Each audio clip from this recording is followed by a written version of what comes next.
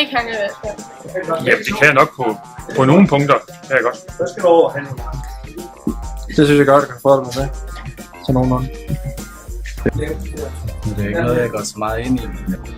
Altså, jeg går virkelig ikke meget op i EU, hvordan det er. Men jo, så det er vigtigt, at man er med i EU, i hvert fald, for at følge de andre lande i. Jeg synes du ikke, det er interessant, eller? Nej, jeg går ikke så meget op i hvordan det er.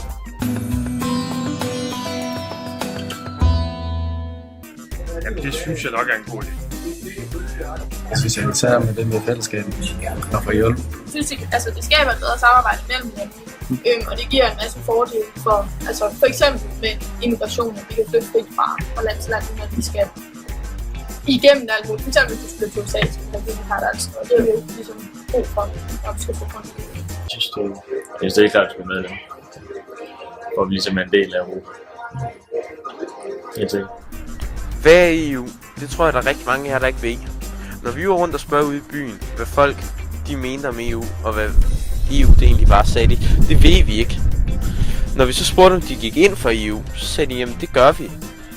Går folk ind for EU, fordi ja er det rigtige svar? Fordi ja er det svar, hvor ingen stiller yderligere spørgsmål. Det tror vi lidt, det er. Vi tror lidt, det er en kejserens nye klæder.